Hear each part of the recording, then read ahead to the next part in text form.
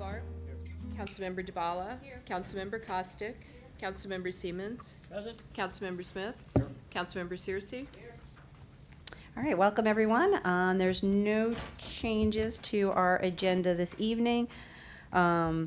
Moving forward, on Monday evening, July 22nd, we have a City Council special meeting on the tree ordinance and the tree canopy from 7 to 8:30 p.m.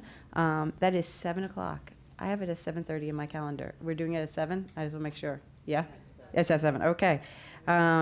Make sure that, I know, right? And that will be in the Azalea Room. It is open to the public, but we will not have public comments that evening. Then on Wednesday, July 24th is our regular meeting here. We'll start at 7:30. Our voting session will include first reading ordinance approving the FY 2020 budget amendment number 1, first reading ordinance approving FY 2020 budget amendment, stormwater management budget amendment 1, first reading ordinance adopting a pay structure for staff that are members of ASME, our union here, one of our unions. Resolution authorizing submission of MML legislative action requests, and a resolution adopting the hazard mitigation plan. Our work sessions on the 24th will be an overview of the library project and discussion of the architect's contract, discussion of the council compensation committee, city manager's overview of projects in the city, and discussion of council appointments. And then on Wednesday, July 31st, we have the second reading ordinance of all the budget amendments, second reading ordinance adopting pay structure for members, staff members of ASME, resolution providing for appointments to committees, resolution providing for appointments to the 2019-2020 Youth Council, resolution setting forth the date of the City Council summer recess, and tentatively we have a single reading ordinance awarding a contract for architectural design services for the library. And our work session tentatively that night is discussion of the Housing and Economic Development Strategic Plan. After that, the council will be on recess until Wednesday, September 11th. All right. Moving on now, we have public comments on voting items. Our first voting item is the second reading ordinance adopting a pay structure for staff that are not members of our collective bargaining unit. Do I have any comments on that? No, seeing none then. Do I have any comments on our consent agenda, which is a resolution, includes a resolution providing for appointments to the Board of Elections, Arts and Humanities Commission, and the Committee on the Environment? Any public comments on that? Seeing none, we'll move to our voting session. We have the second reading ordinance adopting a pay structure for staff that are not members of a collective bargaining unit. Would someone like to move the ordinance? Okay. Councilwoman Searcy moved, Councilwoman Costick second. Do we have any other questions on this from last week? I don't think there was any changes. Seeing none, would the clerk please call the roll or the vote? Councilmember Kovar. Councilmember DeBala. Aye. Councilmember Costick. Aye. Councilmember Siemens. Aye. Councilmember Smith. Councilmember Searcy. Aye. Mayor Stewart. Yes. Councilmember Smith. Next, we have our consent agenda. Would someone like to move the consent agenda? Councilwoman Searcy, do I have a second? Councilwoman Costick, second. All those in favor of the consent agenda, please say aye. Aye. Any opposed? Opposed. That moves. All right. We're a tiny bit early, but I don't think people will mind if we start our general public comments this evening. If you have public comments, please come to the podium. We have 3 minutes for public comments. A beep will go off when you have 30 seconds left. Please state your name and where you live.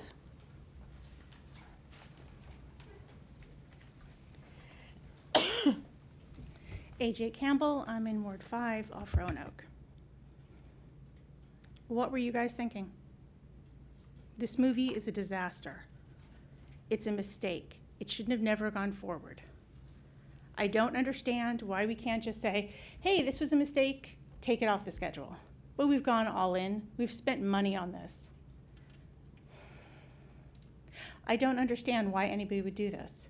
Why we would go away from our standard practice of putting on cute little documentaries and moving into this space of controversy and putting on state-sponsored propaganda. It's not a real documentary. It's fake news, and everyone has fallen for it. We were supposed to be about truth.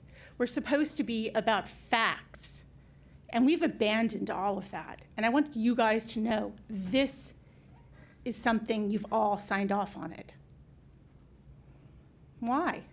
Why would we go into this? Why would we ruin our reputations? Why would Tacoma Park do this? Nobody will tell me. Nobody will give me an answer. The Arts and Humanity Council did not rubber stamp this. This process was corrupted by someone who had some kind of agenda. I've lived here for 12 years, and I've never been more embarrassed to be part of Tacoma Park than now. I'm scared. We don't want this anti-Semitic stuff in our city, but people already believe it. The premise of this film is that Jews control the media, that Jews buy off American politicians, and that's what you guys are putting your name on. People believe it. If you haven't watched the listservs, people are beginning to believe it. That is dangerous. I have to go through a TSA level security check to get into my synagogue because anti-Semitism is real. People get killed from it, and I don't want it to happen here. I think you guys should really consider that and cancel this film. Thank you. Yes, please just come up to the podium.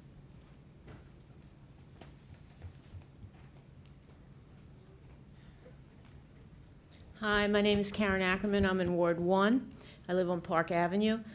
I have not been involved particularly in this debate. I saw a lot of discussion on the Penn list. I want to register my strong support for the council to show this film.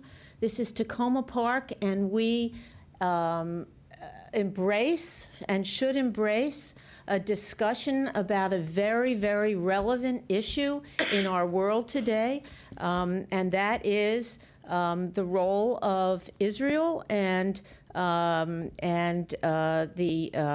condition of the Palestinians and the occupation. This is a current issue that I don't see why we should be afraid of debate. I don't think it is anti-Semitic at all. I'm Jewish, and I think that we have to look at the policies of Israel in a way that we can have an open debate about this. And I'm very, very concerned that if the City Council decides to cancel this film, the message that we're sending is that we are afraid of an open discussion in our very wonderful community here, and I don't think we should be afraid of that discussion. I think this discussion is an imperative one to have, and I really, really reject the former speaker's. I honor her right to speak about this, but I really reject her saying that any look at Israel in any kind of critical way is anti-Semitic. I think that is, oh my gosh, need I say it, Trumpian in some ways, but I think that it is a wrong way to approach this issue. This is a vital issue that members of Congress take up, that in the states we debate this. In Maryland, we have had debates over the last legislative sessions in the state legislature about bills that come up about anti-boycott legislation, and there's an open debate in the state legislature. Why can't we have that open debate here in Tacoma Park? This is what I value about Tacoma Park. So I really urge that you all make sure that we do have that you do show this film. It's a vital film. It will stimulate debate. I understand there are speakers on all sides to talk about the issues that the film raises, and I think it's a very productive and necessary discussion to have. Thank you very much. Thank you. Any other public comments?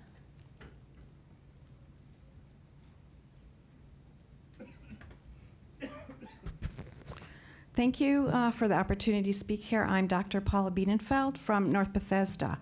I'm here to oppose the showing of this anti-Semitic film, as the screening was paid for by the taxpayers in this county. The film's message is that Jews control the media. That's the title of the film. How many of you have seen the film, have watched it? Any of you? 2 of you have seen it. So it's clear what the message is here, that Jews control the media. Do not show this film. It's anti-Semitic by any measure. Yes, an open debate is a great idea, so have an open debate. Invite both sides. But as I understand it, for example, some of the Jews in our organized community were blindsided by the date that this was going to be shown. They didn't know about it. So how is that an open debate? This is an anti-Semitic film. The rest of you, I'd really encourage you to watch the film. It's free on YouTube. Anyone can see it, and there's no reason why our county government and Tacoma Park government should be supporting and paying for the viewing of this movie. Thank you.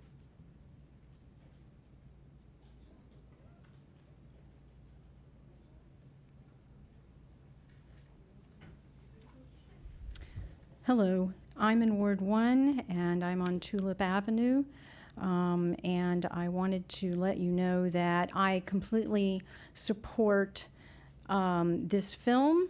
I too am Jewish. I'm a Jewish American. I have family in Israel.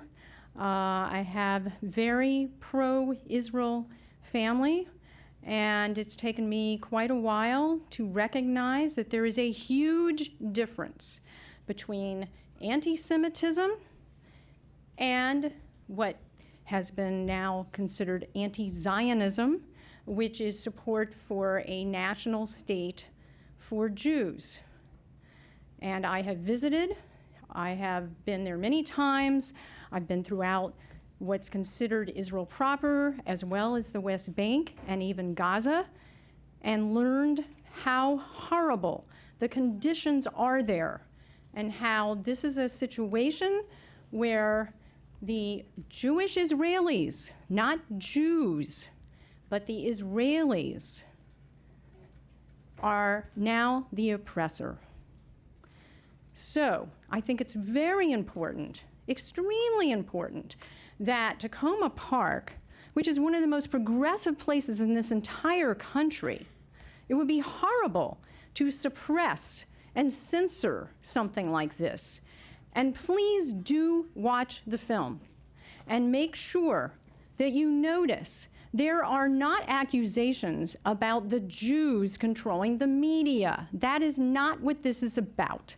This is about those who are pro-Israel, that there are many, many, many different lobbies throughout the world, but particularly in the US, that are trying to suppress any type of dialogue on this, and that they are doing anything they can. There is right now a lot of attempts in Congress to suppress free speech by suppressing and trying to prevent anyone from boycotting Israel. Tacoma Park has been, as a city and as residents, has been very actively involved in boycotts of all kinds. There is certainly nothing wrong, and it certainly would be with boycotting the actions that are considered against social justice by another country. So I really hope that you will make sure that you consider all of that. Thank you. Sorry, could I ask you to state your name? Oh, I'm sorry. That's okay. Shelley Cohen Fudge. Thank you very much. Is there a list to sign? No, you can just get up when.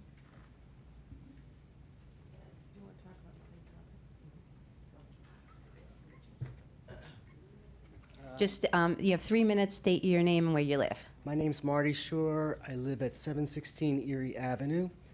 I want to thank the woman who spoke before. I learned a lot about the film that I didn't know.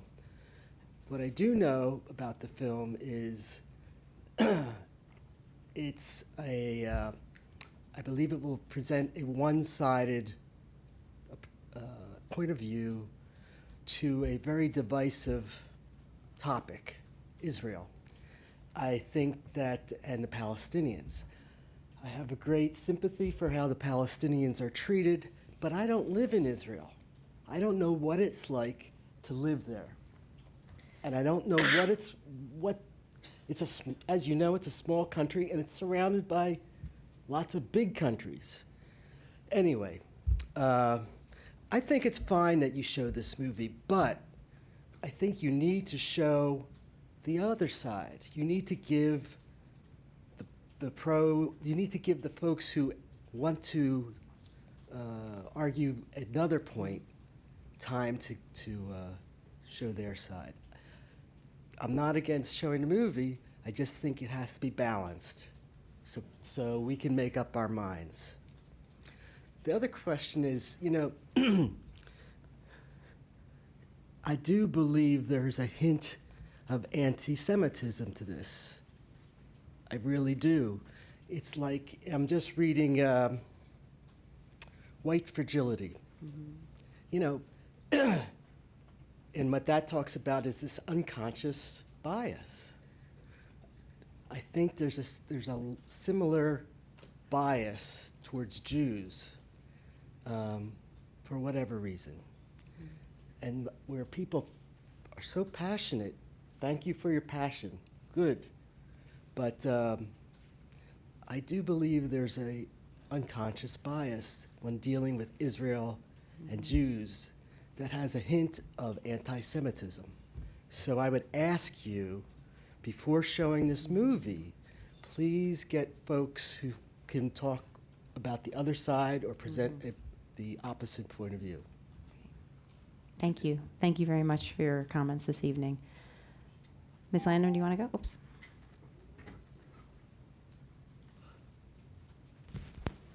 Good evening, Jessica Landman, Ward 1. I'm going to change the topic with your permission. I'm here to talk this evening about both the process and the substance underway right now regarding the city's tree canopy and the tree ordinance. Let me touch first on the process. On Monday of next week, as you mentioned, there is going to be a discussion of the tree ordinance and recommendation from a special meeting with the Environment Committee and the Tree Committee, as well as Public Works and the City Attorney. And it sounds like maybe the city attorney may even share a draft of some revised language for the ordinance.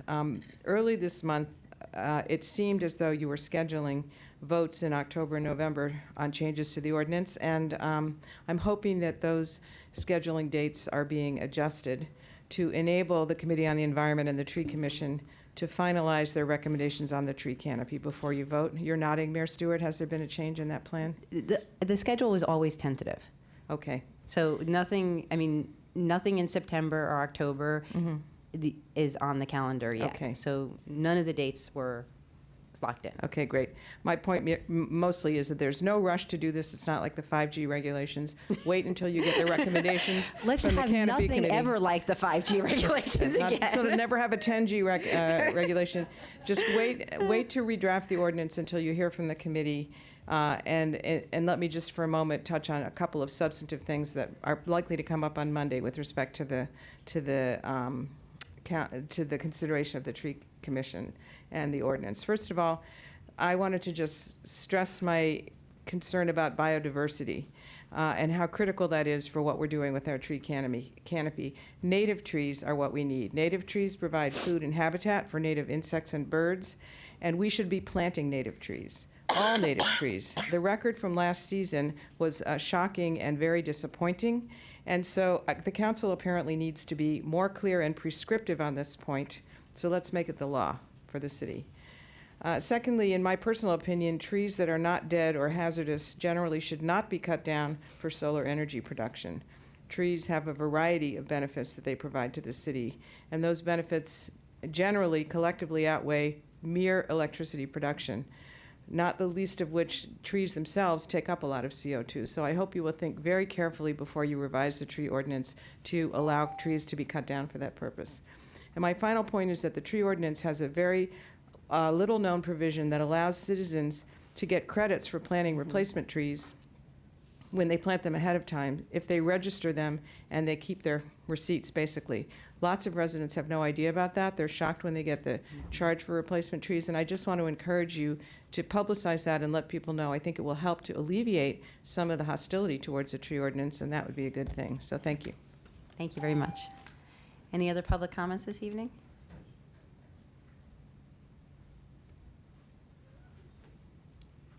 Thank you. I'm Nancy Illman from Ward 1. I live on Cedar Avenue. I want to first clear up some confusion on behalf of myself. Statements such as Nancy is a member of the Arts and Humanities Commission and Nancy respects the process of choosing this film are true but misleading statements. So long as I've been a member of the Arts and Humanities Commission, it has not been a decision-making body vis-a-vis the screening of this film, Occupation of the American Mind, Israel's Secret War in the United States.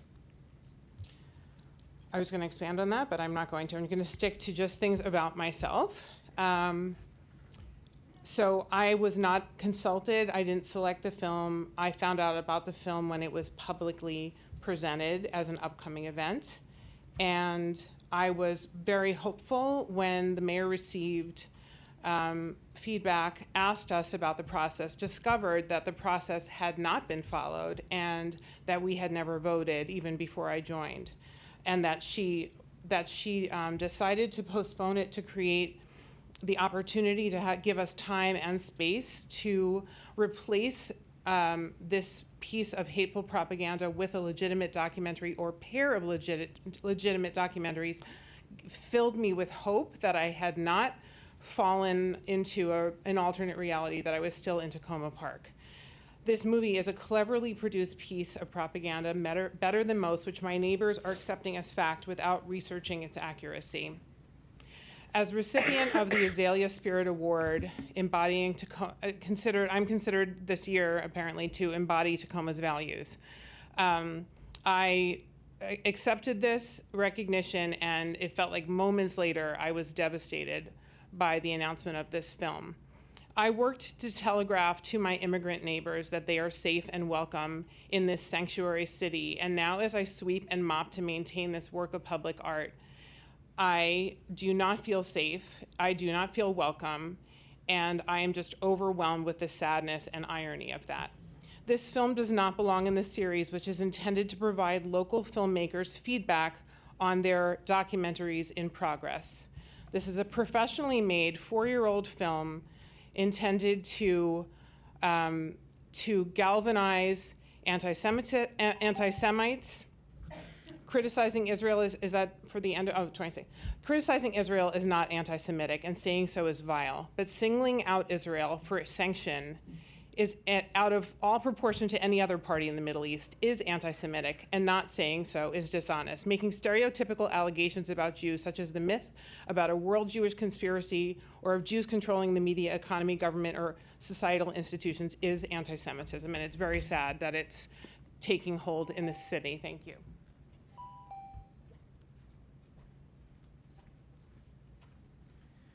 Good evening, Mayor, Council members. I'm Seth Grimes, 7300 Willow Avenue. Thanks for the opportunity to comment this evening.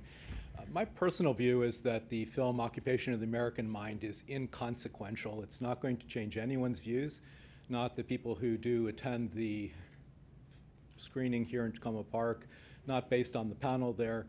I speak as someone who has, like one of the other speakers, visited Gaza, visited Hebron, a disputed city in the West Bank, the Dahisha refugee district.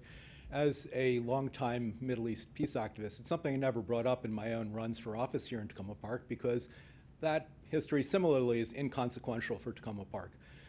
My remark is addressed to the council and the city manager. You have, in postponing the film and in bringing it back again, doubled down on a bad decision that was made by a body that itself has no executive power. Reviewing the city code, the Arts and Humanities Commission is set up as an advisory body, not as a decision-making body. You have the power to overrule whatever they might decide, whether that was done legitimately or not. I ask you to exercise that power by finding a resolution that will account for the sensitivities of community members that have been expressed here this evening. and at the same time not inhibiting free speech, which is simply to withdraw city support for this film. The film was shown here in the Tacoma Park Community Center in July of 2017, just 2 years ago, by an outside group, Jewish Voice for Peace. That went over with hardly any notice, because, well, again, it's an inconsequential matter so far as I'm concerned. But at that point, it wasn't shown with city backing.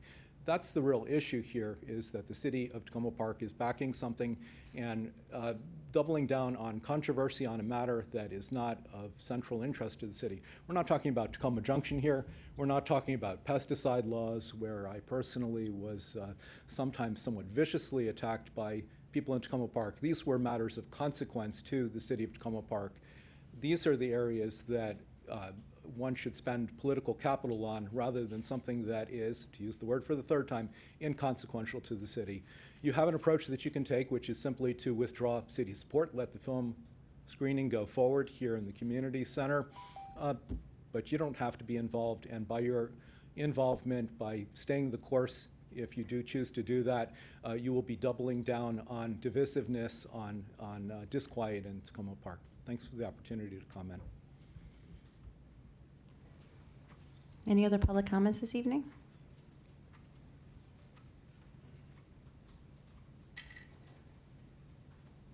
No.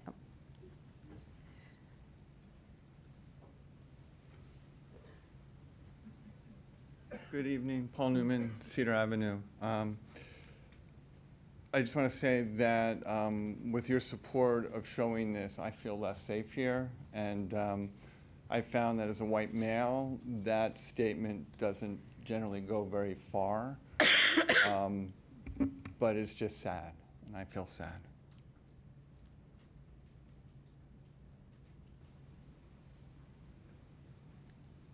Thank you. Any other comments this evening? Okay.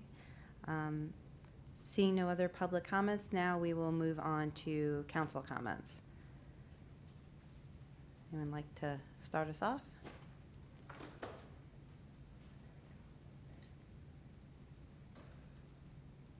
No council comments this evening? I'll move on if we have no council comments. None here. Okay. Councilman DeBala. Yeah, I just have one thing, which is that later this week, I'm going to be at the COG summer leadership meeting because I'm chair of the Chesapeake Bay Policy Committee.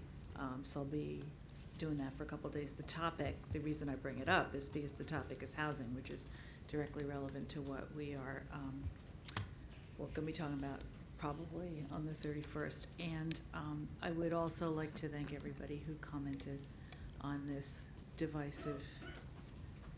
difficult issue. Thank you for coming out and sharing your views.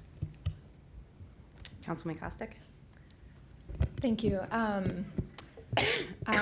First of all, I want to just plug my Ward 3 play date this Saturday, which is from 4 to 6 p.m. on Saturday at Spring Park.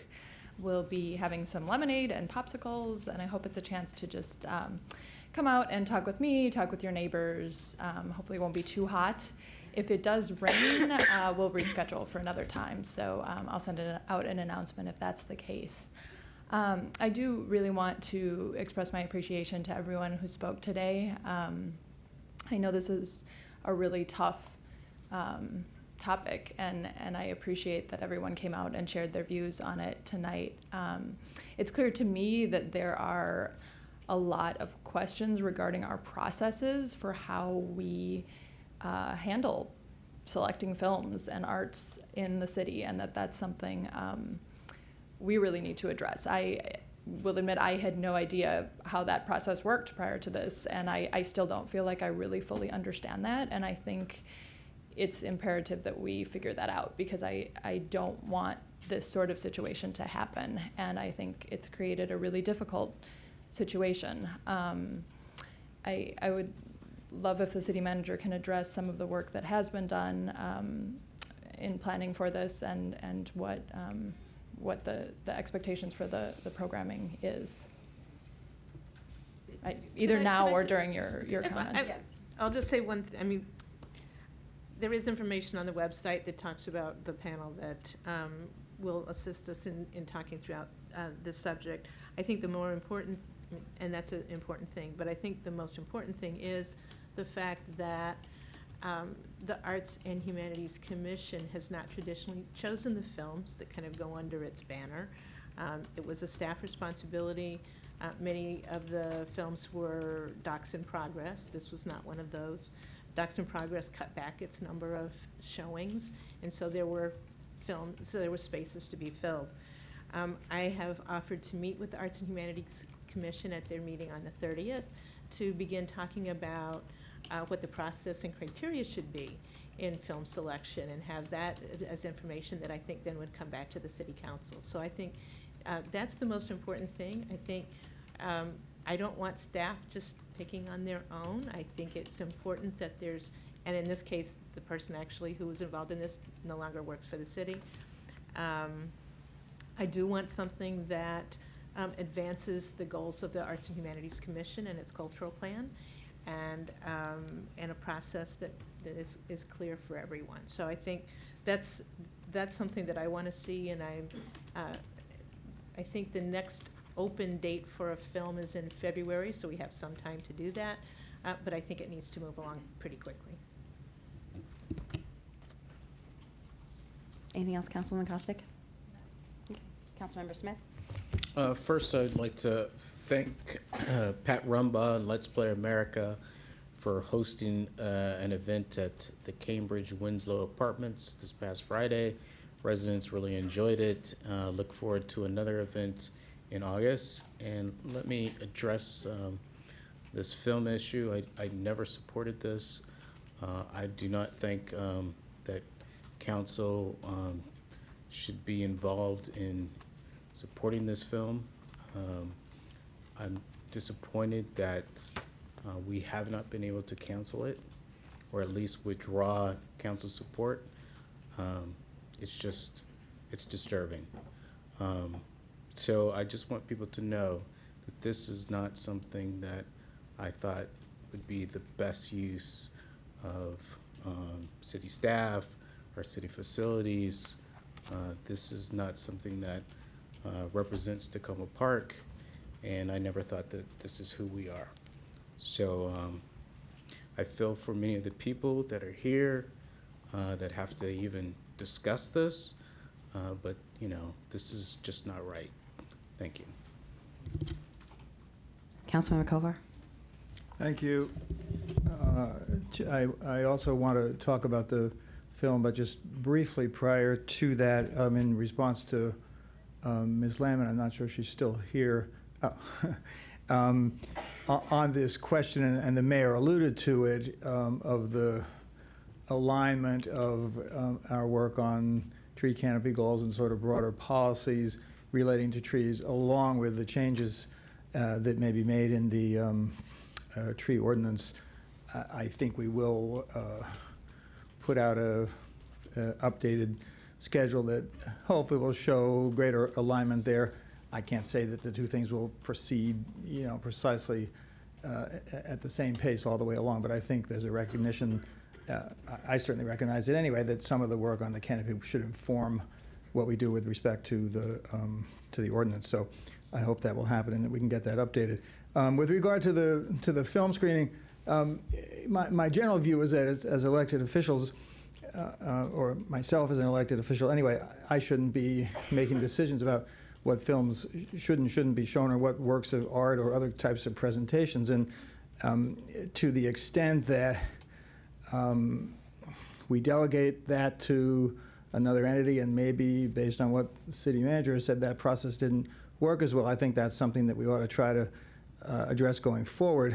To me, I've heard from a lot of people, some tonight, and I appreciate in particular the people from Ward 1 who came out, and others as well, but I've had a lot of separate conversations and email exchanges as well, and there's a lot of passion on all the different sides. I don't think there's even really just two sides, as we saw in the presentations that we just heard from people. My view is that one option would just be show the movie with nothing else happening. Another option would be cancel it completely. A third option, I think it's really the best one now, given where we are, is to air it, but to have a panel that has a range of opinions that can enable some sort of more thoroughgoing conversation. And, you know, as I've said in some of the things I've circulated to people who live in Ward 1 on some of the other presentations that have been sponsored through the Arts and Humanities Commission, it's typical that there's some sort of Q&A or even some more detailed type of discussion. And I think that's the way that we should do it. I didn't want to have it shown without that. I think if we can get a good panel, which it seems like we're moving toward, then I think that's, given where we are now, the best way to go. Thank you. Great. Thank you. I guess I'll just pick up and I'll just say thank you to Councilmember Kovar and his comments. And I want to just make clear, as some of the things Councilmember Kovar said, that the City Council never sought out a discussion of having this film, did not pick it, and does not back the message of this film. We find ourselves in this position where, through a process that unfortunately was flawed, this film was scheduled. We postponed it because when we learned that there wasn't going to be a discussion and a place, as Mr. Shore talked about, to actually have a critique of the film and a discussion, we felt it was best to postpone, step back, and consider how to move forward. The city did engage Theo Brown, who is a moderator, to help put together a panel. We have a panelist now, a panel. Their names, we just actually secured them, finalized them this afternoon, so I don't have the names in front of me. They're on the city website. And, you know, I think these were difficult decisions to make. I think I agree with many of my colleagues up here that because the film had originally been scheduled, in order to actually have a critique of it and to discuss, and I'll go back to Mr. Shore, to your excellent comments this evening, and to have folks come and point out, you know, we've had different views on the film, from people who have, some people who haven't even seen the film, and different views on the film for some people who do. But to actually have that conversation together and to say, what is it in it that some people see and others don't, so that we can learn from this and move forward. I'm not sure I have the right answer on this, but I do think that is the best way forward. And, you know, talking to the city manager this afternoon, she spoke about how when we are in a time of crisis in our community, and I actually do think this is one of those times, in thinking about this film and how it makes residents feel and the discussions we have to have, how we approach it is just as important as the final decisions we make.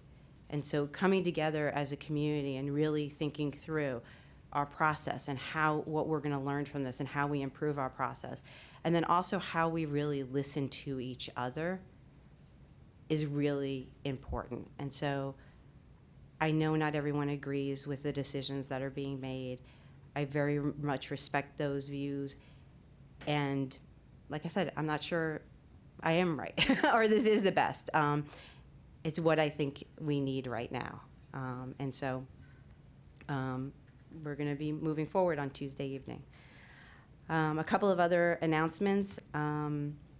This week, I just want to acknowledge that we lost a longtime resident of the city, Dorothy Barnes. Dorothy was born in 1922 and actually born in the house she lived in almost her entire life on Elm Avenue until just a few years ago. She moved away to an assisted living place. She was an amazing force in our city, and it's a great loss that we have. In addition, I will also be at the COG board retreat this weekend.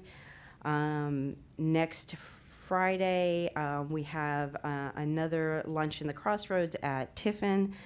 We had one at Sardi's this week. And we had a coffee at Tacoma Bev this morning for Ward 1 residents, and we're going to schedule a Ward 2 one real soon. And so I think those are all the announcements I have, and I'll turn it over to the city manager. Thank you. And just to piggyback, Dorothy Barnes was a wonderful person. I learned an awful lot about Tacoma Park from her, and she had a very gentle manner that really helped me learn and appreciate the history of Tacoma Park. So it is, I was very sad to see the announcement. Want folks to know that there's a planning board session tomorrow, July 18th, late morning. It's tentatively scheduled at 11:20 a.m.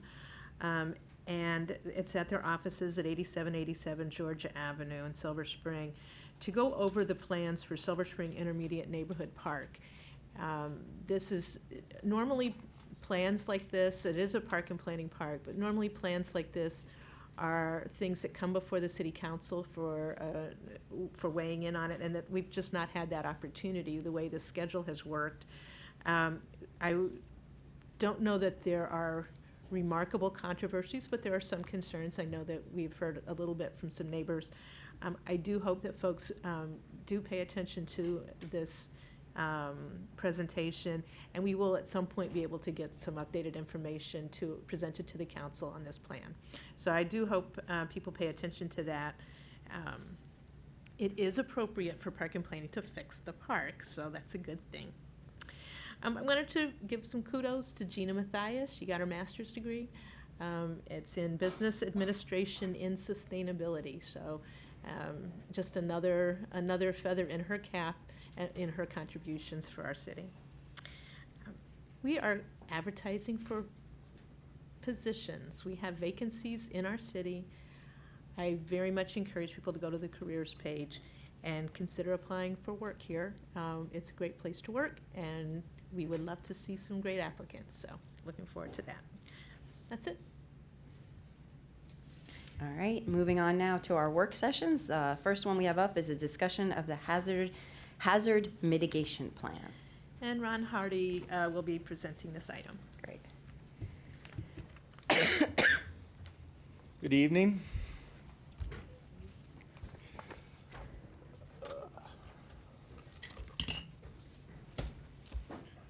Here to discuss the Montgomery County Hazard Mitigation Plan and that the council adopted.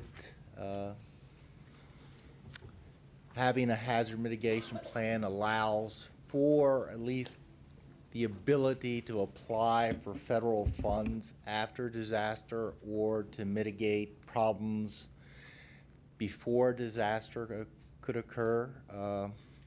It's possible that some of our floodplain stuff for the library could be reimbursed up to about 75%, according to the brochures I have. Back in 2013, they had the last one that the council adopted by resolution 2014-001, in that the council did point out some things that the city did not do. Those changes were made in this revision. There have been some changes to the probability of disasters. I think most of them went down, mostly because we have better information and messaging getting out to people. Not that natural disasters are decreasing by any point. We do have problems with heavy snows. Back in 2016, we had the heavy snow of 22 inches here in the city, and we were able to recoup some of that money for public works, probably 75% of that. Just recently, we've had a lot of flash flooding. Again today, over on the western part of the county. Numerous power outages in the central part of the county, all the way over from Montgomery Village to Darnestown.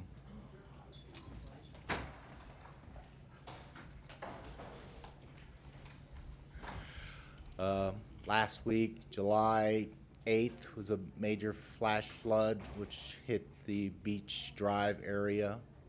So, you know, we're not impervious to any type of disasters. Having the city of Tacoma Park mentioned in there either directly or indirectly as a municipality at least allows us to go forward with trying to recoup losses or get some pre-mitigation. So, any questions? Yeah, what's that? You'll have to refer to the chief in his presentation. All right. Mr. Yeah, I actually did have a question. Put my glasses on page 146 of the report, it talks about updating existing flood mitigation plan and in Tacoma Park and continue to carry out actions from the plan. Yes. What does that mean? Basically, the last plan was done in 2009 by the Department of Public Works, and the county would like us to see ours updated. I think that's something that may be in the works down the road in the future. You know, as the years goes by, things change, and so updating things, trying to get it more on course with the plan for the next 5 to 7 years is always a good idea.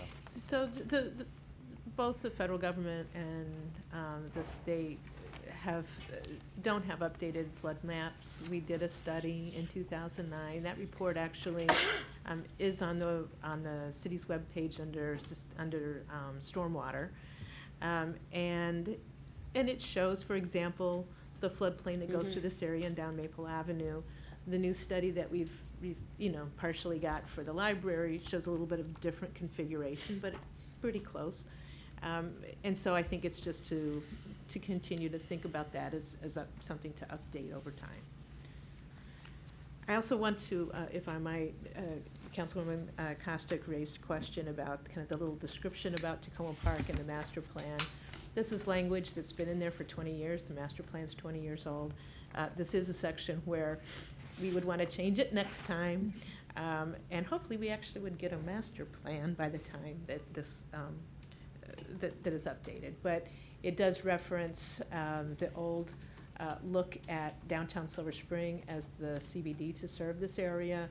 And it has some references to urban renewal plan. We do have an urban renewal plan authority in our code, but we don't have anything that, this is in any kind of plan of the cities, other than we have the authority. So it does kind of it makes you wonder, as it made you wonder, but it is out-of-date information. Councilman DeBala? Yeah, thank you. This was interesting, especially to be sitting in an extreme heat event and looking at the plan in real time, so to speak. I gather from what I read that the top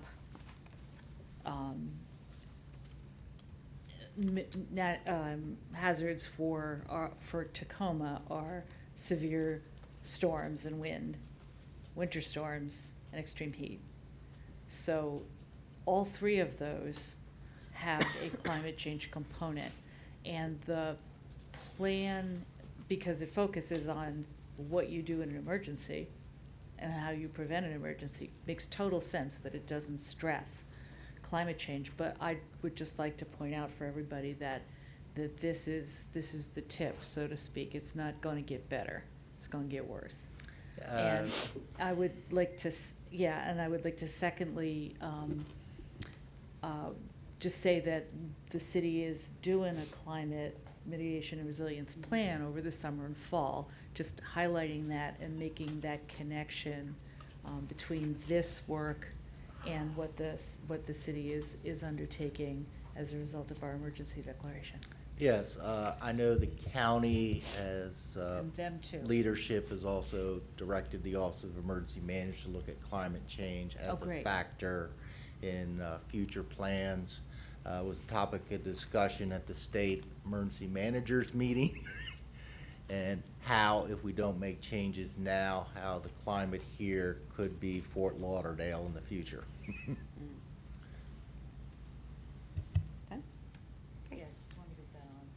Councilwoman Kostick. Thank you, and thank you for the updates regarding my question on the wording. I appreciated your idea of including that in the resolution and just clarifying when we adopt this that there are some changes we'd like to see for the future one. It struck me a little bit as I was reading this that it's very timely that we're talking about this because we're also talking about the tree ordinance, which obviously has a relationship to storms and high winds and weather events, as well as the flooding and the floodplain. I was wondering in terms of process on this, and I feel like maybe we discussed this previously, but I didn't specifically notice anything in this iteration, whether you worked at all with the Emergency Preparedness Committee or if you will work with them for outreach efforts. Everything that I've worked on for the Emergency Operations Plan, our All Hazards Plan, including the Hazard Mitigation Plan, has been shared with them for comment and input. Great, thank you very much. Great, Councilmember Kovar. Thanks. Thank you, Mr. Hardy, appreciate it. It does seem like weather is the main issue that we have here, although I don't think it's as severe here as in a lot of other places.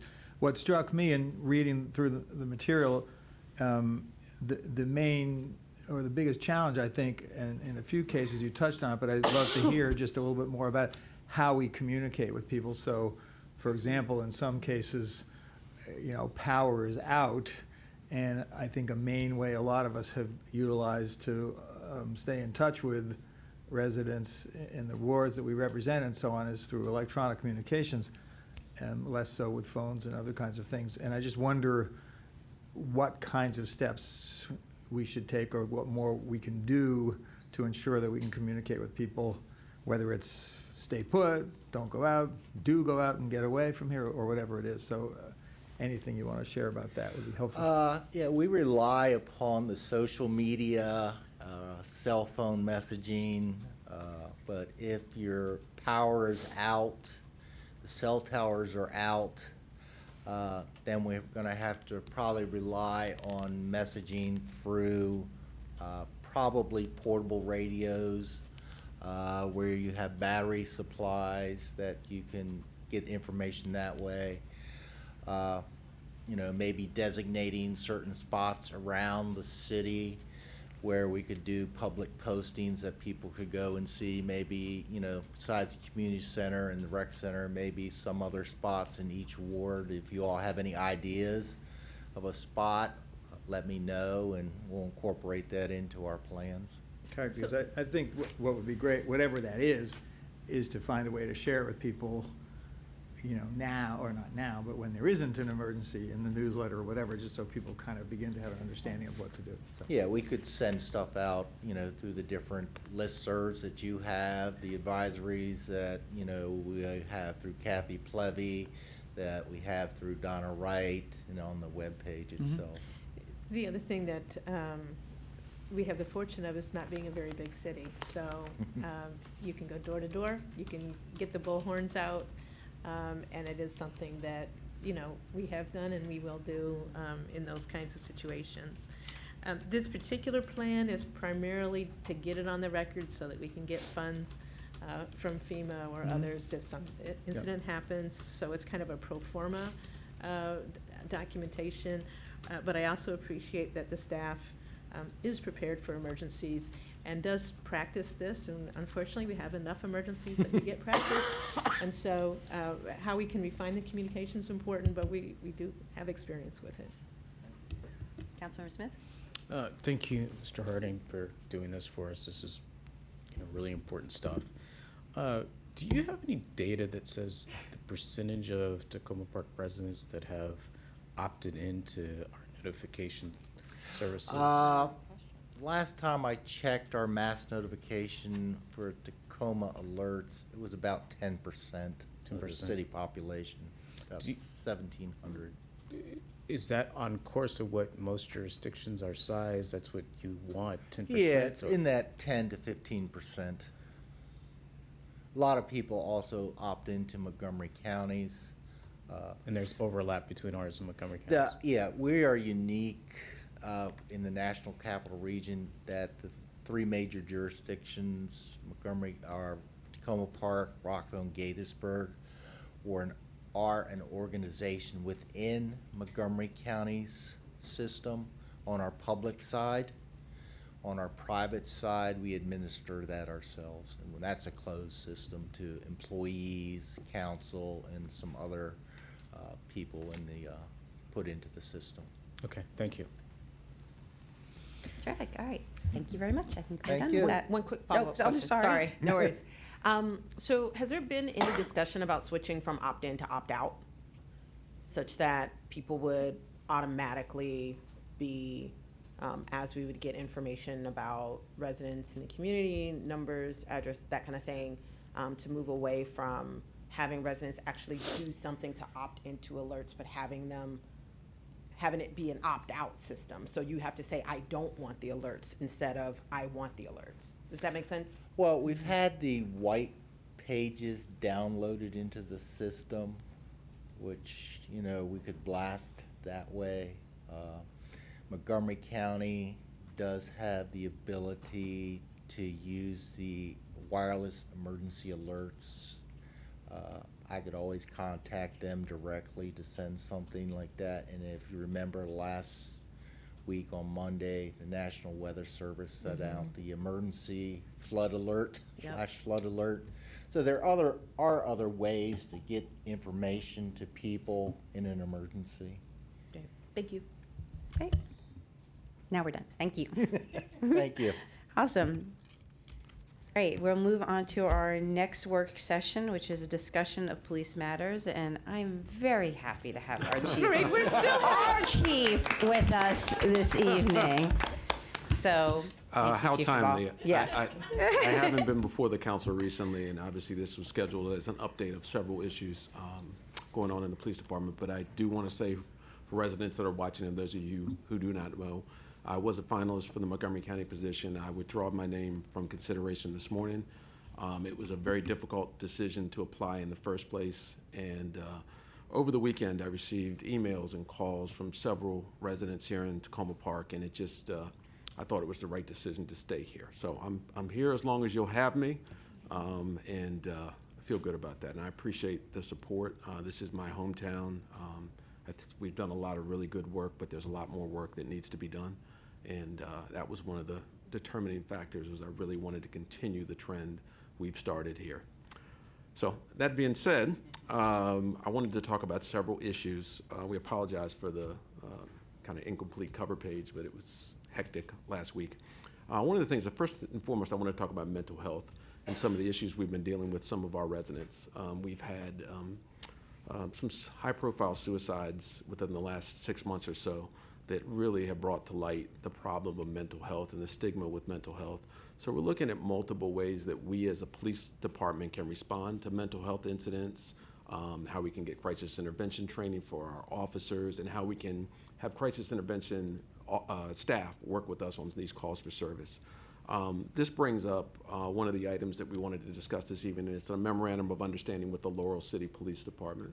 And it's not only for our ERT response, but it's also for sharing of resources. And I think our ERT team is extremely valuable, and that was really demonstrated with the Tacoma Overlook incident.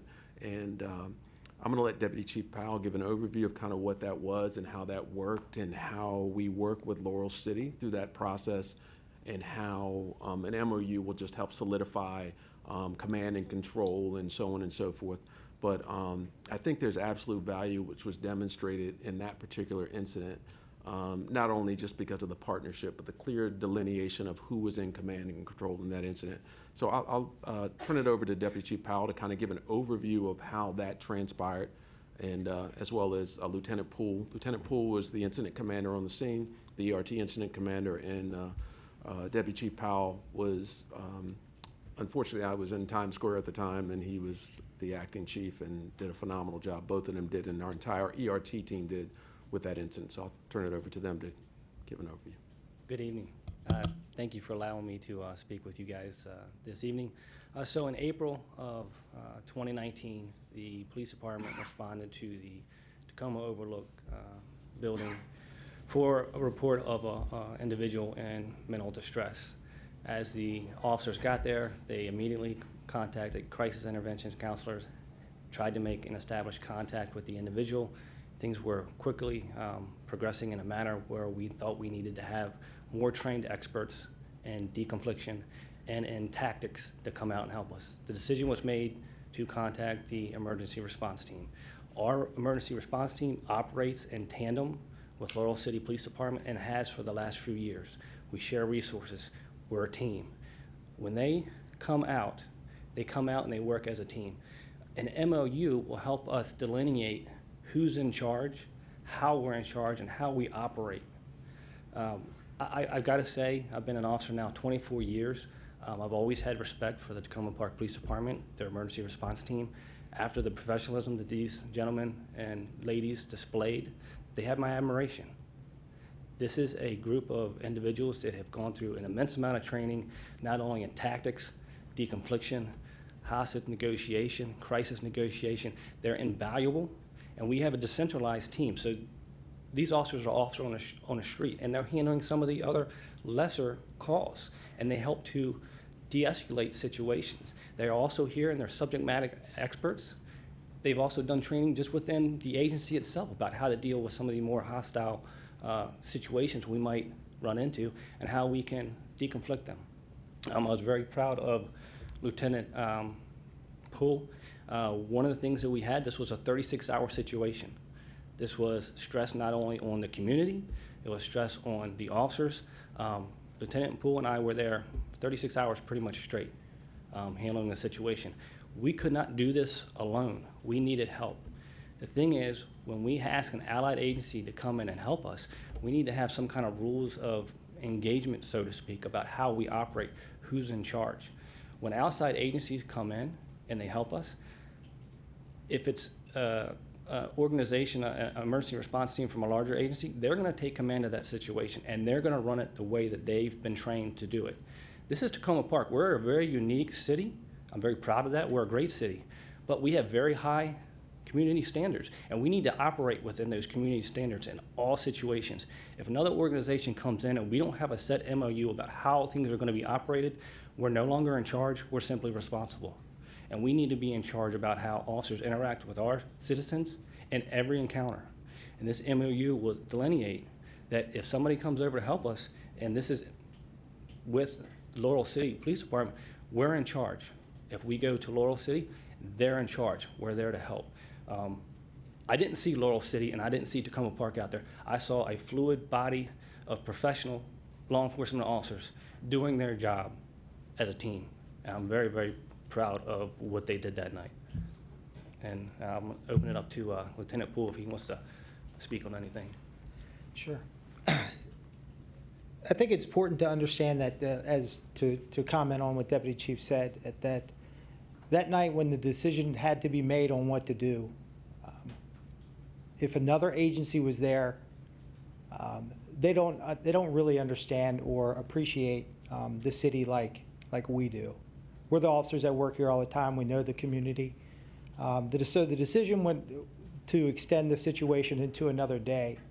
That wasn't a popular decision, and I think that most, I would say all teams from other agencies wouldn't have made the decision that I made. And I made that decision because I thought about what you would want me to do. And I think that's what's important for all of us to remember, is that we're going to make decisions that the city of Tacoma Park wants us to make. And that's why it's important that we have this team. That's why it's important that we continue to work with Laurel City, who is extremely professional and also assist us in everything that we do. So I just want you to keep that in mind. Thank you. Thank you very much. We have several topics. I don't know if it's best for you to ask questions about the specific topics, or do you just want, we have about 4 or 5 topics, or do you want me to? We go through them all. Go through them all and If then, we okay. don't, we'll never get through them. Okay, that sounds good. Along with the topics of MOUs, we've talked previously about approaching Prince George's County and the District of Columbia to form MOUs. We approached both jurisdictions, and neither were receptive to engaging in MOUs with us. And I'll go down both roads. Prince George's County doesn't traditionally have MOUs with their partners. And I'm less concerned about not having an MOU with Prince George's County because our officers have jurisdictions within the state of Maryland. So if we respond to a call that turns out it's in Prince George's, but our officers respond, they can respond into Prince George's County to take action. They have lawful, they are authorized to do so. Not the same in the District of Columbia. And we've had incidents that started in Tacoma Park and traversed over into the District of Columbia. Deputy Chief Powell and I both reached out to the highest members of the Metropolitan Police Department, and they did not, at this point, want to engage in an MOU with us. It should be noted that the District of Columbia does not have an MOU with Montgomery County, Prince George's County, and to the best of my understanding, any of the Northern Virginia jurisdictions. So for us, the concern is like the incident that occurred on Eastern Avenue. There was a woman that was robbed on the Tacoma Park side of Eastern Avenue. She called, she was referred to the District of Columbia. They responded out. She said, I saw 2 people run a minute ago that way. District of Columbia officers did not, it wasn't fresh pursuit, they didn't see the people, could not pursue those individuals into Tacoma Park. They had to wait for our officers to respond. So there's a real-time loss of the ability for our officers to enter into DC and vice versa, DC officers to enter into Tacoma Park. So with that being said, I still think there's an absolute value of having an MOU with the District of Columbia, and I think we, as elected officials, I think it needs to rise to another level for that conversation. Like I said, I'm less concerned about the MOU with Prince George's. They don't have MOUs with other jurisdictions. It doesn't really impact our ability to police in the city. So I think that's extremely important that we put the DC MOU at the highest levels of discussion and see where we can go with that. I know that there are elected officials in the District of Columbia that understand the importance. Some of the other things that are happening that I'm very excited about is alternative dispute mediation. We are now going to be implementing alternative dispute mediation for minor complaints against police. It's been implemented successfully in Salisbury and other jurisdictions. And without going into detail, what it basically is allow someone who complains on a police officer to have an alternative way to alleviate that complaint. So for minor discourtesy complaints and so on and so forth, if both the officer and the complainant agree to this dispute mediation, an alternative mediator listens to both sides and mediates the situation. What that does, it allows each side to understand the impact of each other's actions. It allows for transparency. In the past, what happened is someone would file a complaint with the police department. It would come into the police department. It would be assigned as depending on the magnitude, it would be assigned as a performance issue or as a disciplinary issue. But the person that complained never really got a resolution on what happened with the complaint. It was either, yeah, the officer was at fault or so on and so forth. And I want to give kudos to Elizabeth Wallace, who's sitting here from our Chiefs Advisory Board, who brought this up. And she gave the example of a complaint she filed years ago on the police department and how dissatisfied she was with the response. She felt like, okay, 6 months later, I get a letter from the police department saying A, B, C, and D, but there's no resolution for me. So I think it's a win-win for both the officer, who, if the officer opts for this and the resident opts out for this, there's no other alternative disciplinary process. So this is the process. So I think it's a win-win. I think it creates transparency. It allows some type of understanding of our impact as officers and sometimes residents' impact. We had a recent incident on Crescent Place that I think would have been a perfect candidate for alternative dispute mediation. So we're going to be going forward with this. I'm very excited about it. I'm happy to answer any questions about that. In that one incident that I talked about on Crescent Court brings up a very important issue, and that is when to call the police. We are, again, as we had in the past, going to put out a criteria of when you should call the police. We want people to call the police for legitimate reasons. We don't want people to call the police when it is racial profiling or not suspicious situations.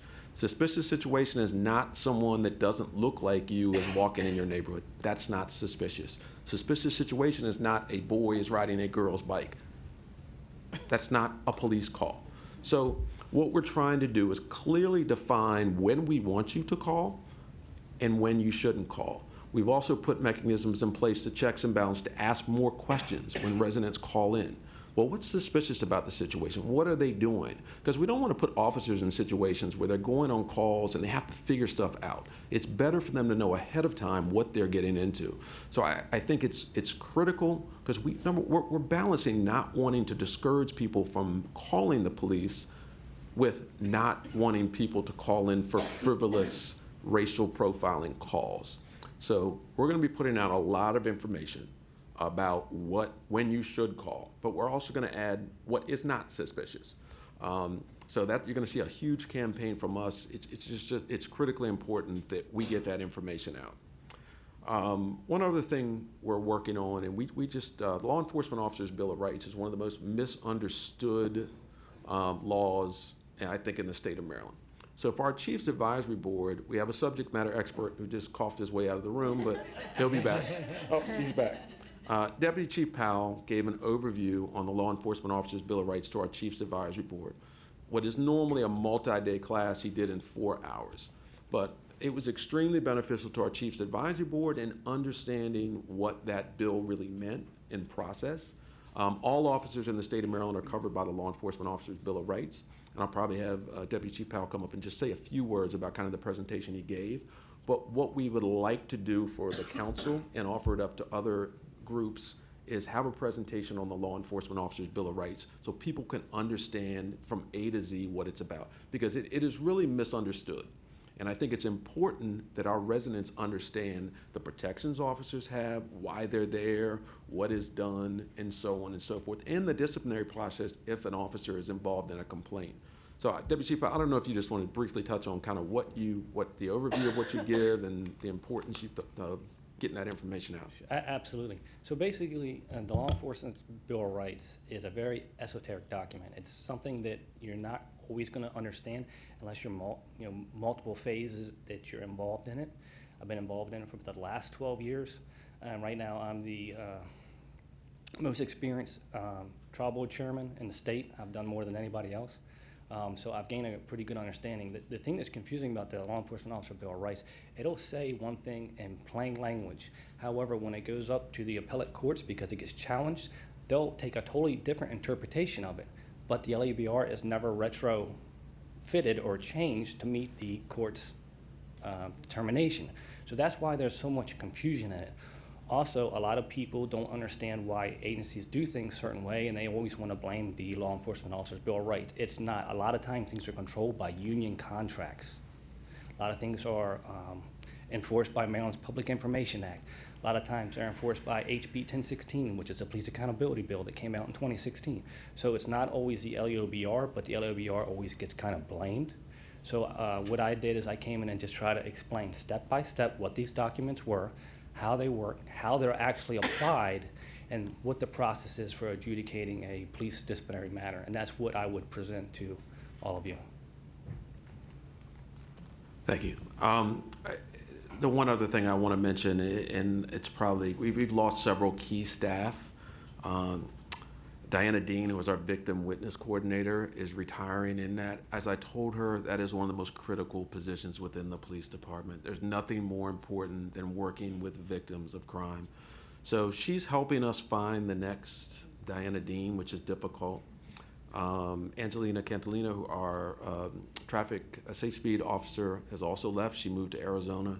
So these are critical roles that we're trying to fill. And it's like I say, going back to the victim witness coordinator, I can't tell you how critical that is and how beneficial she's been to multiple victims of crime within our jurisdiction. One of the main things, complaints law enforcement officers hear is that you don't get enough follow-up when you're a victim of a crime.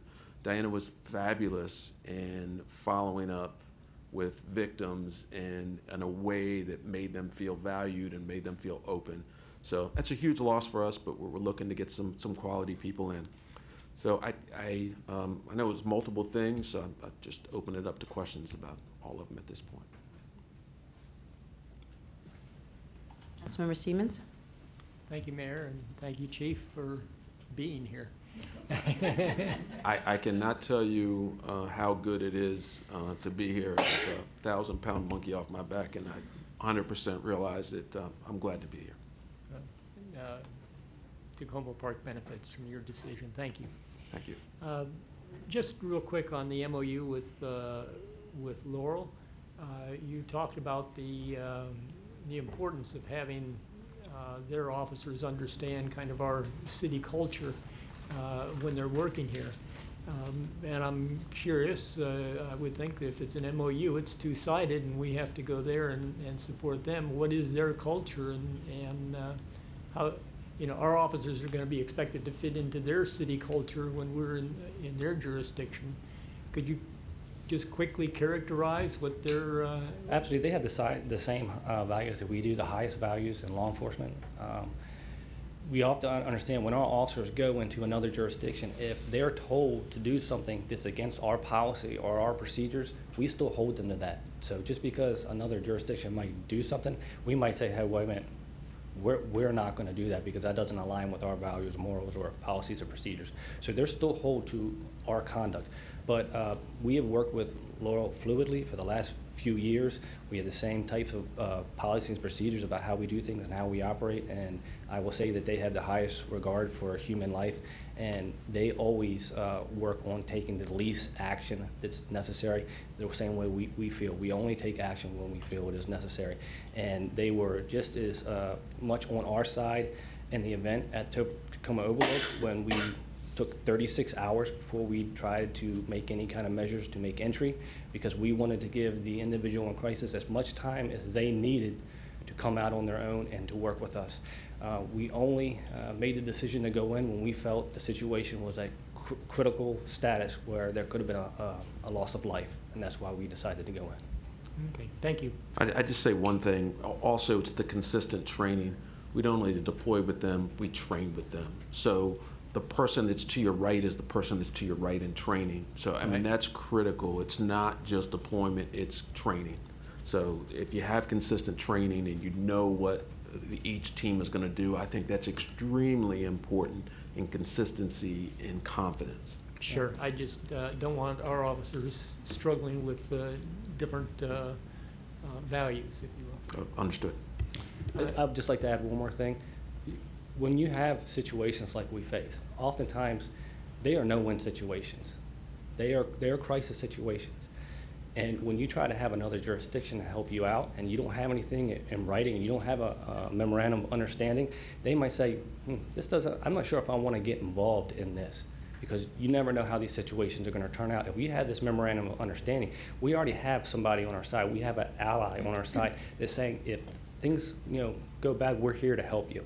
And by joining with this MOU, we have somebody that's saying, yes, we're here to help you, you help us, we're going to work together, and we're going to resolve this matter in the best possible way. These guys train together, they work together, and like I said, when I was out there watching the ERT members work, it didn't look like two different organizations. It looked like one fluid body. And I went and met with the residents a few days later, explained what happened, why we were there, what we did. Every person there said, that looked like something professionally done out of a movie, and thank you for being there. Everybody was on our side. It was very, very touching. Well, I certainly support the MOU. I look forward to seeing your draft MOU. I think we saw one previously prior to Chief Duvall coming on board.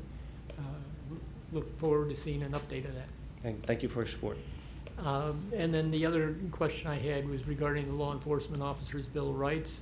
You don't have to give me any education at this point, any update on that. I just you mentioned that there's some kind of the court rulings have kind of interpreted the Law Enforcement Officers' Bill of Rights in ways that is not clear in the written document.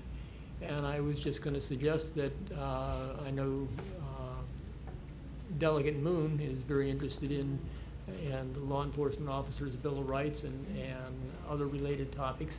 He may not be perfectly aligned with your thoughts on the subject, but I think he would be a good person to sit down and talk with to look how we could bring the written document into line with what courts have ruled on it, and also give you an opportunity to hear what some of the pushback is, maybe educate him, and maybe he could educate you a little. We're always open to ideas and collaborations.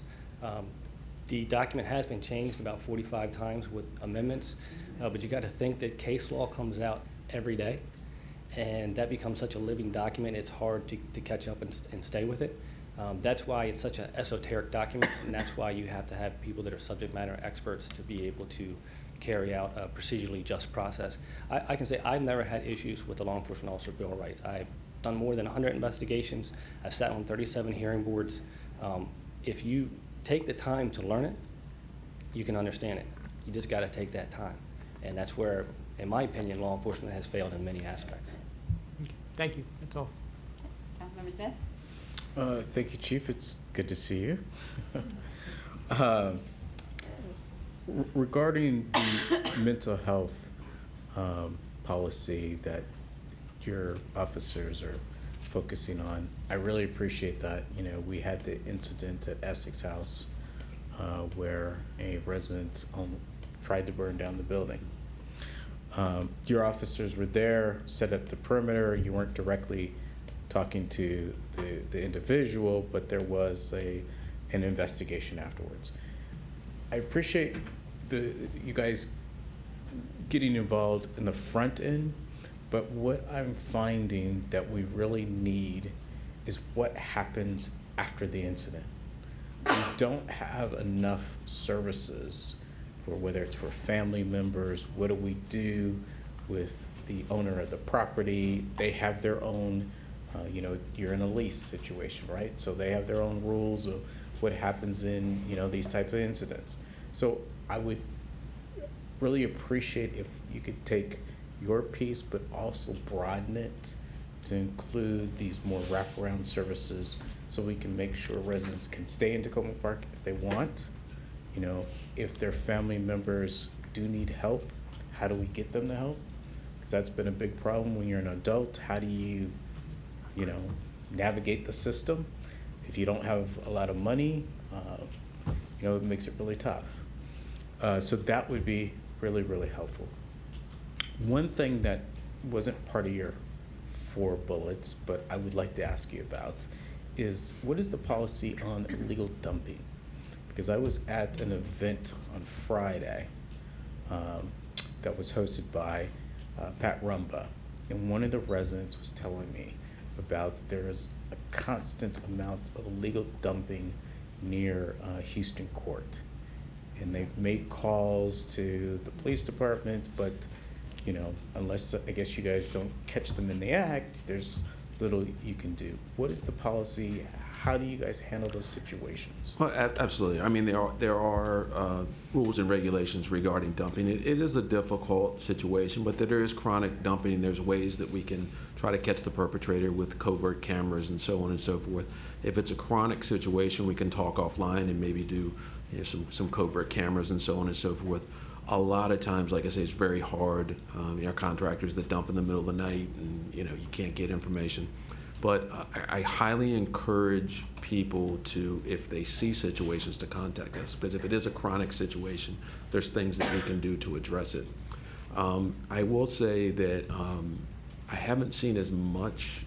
The other jurisdiction I was coming from, I obviously saw a large amount of dumping, but it is a problem. I can put you in touch with Rick Baravecchi, our neighborhood services coordinator, from just the prevention and a standpoint, and maybe we can come out and speak to some of the areas that are having chronic problems to maybe catch that person and maybe deter them from doing it. But obviously once the perpetrator has done the act, we need to know so we can set up some surveillance and so on and so forth. On the Chief Advisory Committee, do you reach out to the apartment tenant association presidents or the property managers and try to get them to be part of the committee? It's our goal to have representatives from not only residents of Tacoma Park, but also stakeholders, maybe business owners or you know, apartment supervisors or what have you. We don't currently on our board have anyone that's affiliated with apartment management or business owners. All of them are residents or have ties to the city of Tacoma Park. We're trying to, right now our Chiefs Advisory Board is full. We have 15 members. Our goal was we would add a 16th member if we can have someone who's younger. We really want to get someone who's 16 to 20, that range, because we think that perspective is extremely important. But we don't right now have someone in that criteria, but In the role of the Chiefs Advisory Board, we don't necessarily reach out to that group, but we are in constant communication with a lot of our property owners and managers. Ron Hardy is very interactive with them as far as emergency management things, and we also have a large interaction just with our property management owners and business owners as well. If you know someone who's interested, steer them my way. I'd be willing to have that voice at the table. I think it's an important voice from that perspective. And I think, the Houston Avenue, Houston Court area, I think it would be helpful if you had regular meetings with those property managers, because a lot of things were brought to my attention that I thought we had, stopped, and it seems like these things are continuing. As you all know, I personally, or if I'm not available, another delegate from the police department will come anywhere to speak. If you have a specific group that would like to speak with us, steer them my way. I'd be more than happy to come out, or Deputy Chief Powell, or another representative from the police department. I think that it's really important that we try to reach out to any segment of our community that has not traditionally met me or met police officers. We do have, you'd be proud to know, we do have, our newest member is from your ward. Rita Montoya is the newest member of our Chiefs Advisory Board. And well, she not was technically my ward, but across the it's street. Silver Spring. You can count her as one. Honorary member. Yeah, and she was, our first meeting was this evening. We had our Chiefs Advisory Board earlier this evening. And she was very involved, and I think that she has a connection to that area and maybe a conduit to get to some of the other residents that haven't traditionally felt comfortable interacting with the police or contacting the police. But like I say, I can't stress enough if you have a particular group that you want us to come out and just have a conversation with, I'm more than willing to do so. There's going to be another event first week of August, so I'll make sure you get the invitation. Long as it's not, I think it's the first or second week of August. As long as it's not National Night Out, because I'll be getting dunked, I'm more than welcome to be there. All right, thank you, Chief. Absolutely. Thank you for the report and for being here, as others have said. I really strongly support the idea of continuing to pursue the MOU with DC in particular. And I'd be happy to help approach some of the elected officials there and try to encourage them to get involved. I assume that it is the same for them as it is right now for us, that they can't pursue, or that we can't, police officers from here can't pursue anyone into The same DC. issues we deal with as far as entering into the District of Columbia, they deal with as well, entering into Maryland. And it just so happens that it's been our officers in incidents in DC recently, but we've had incidents where it's been the District of Columbia officers coming into, our jurisdiction. And let's just say if an incident happened here, it covers the officers, if they have authority to take action. It just, for a service delivery standpoint, it absolutely makes sense. But to answer your question, absolutely, the District of Columbia officers are presented with the same problem that we are presented with as Maryland officers. Yeah, okay. In terms of the alternative dispute mediation, is this something that I wasn't entirely clear how it would work? Would people have to opt into it, or would it be mandatory? No, the way it would work is it would be an option if someone filed a complaint, but both the officer and the complainant would have to agree to alternative dispute mediation. Okay. I've found the city of Salisbury has already implemented this, and the vast majority of officers and complainants have opted for this alternative dispute mediation. So we'll see how it goes. I mean, like I say, you can't force anyone into this. There may be people that just, by the incident, maybe they're scared of police. They just don't want to have that interaction, and I feel like it's valuable, but like I say, we wouldn't do anything that was forced on someone. That just wouldn't make sense. And then finally, we talked a little bit about this previously, but in regards to mental health, I serve on the National League of Cities Human Development Committee, which has talked a little bit about mental health, not just for residents, but also for first responders. And we talked a little bit about this. If we could kind of loop back to that, I'd be happy to work with you on anything. I think we discussed maybe a state bill that you were interested in pursuing. Laura Shakodian and I both have talked about mental health for officers, which is a critical issue. Our officers are stressed beyond what you can imagine. I think it's critically important that we identify that and we give them coping mechanisms. So there's multiple ways, but I would be more than happy to network with you and our state delegation to find ways that we can help our officers. It is a stressful job, and it's getting more stressful by the day.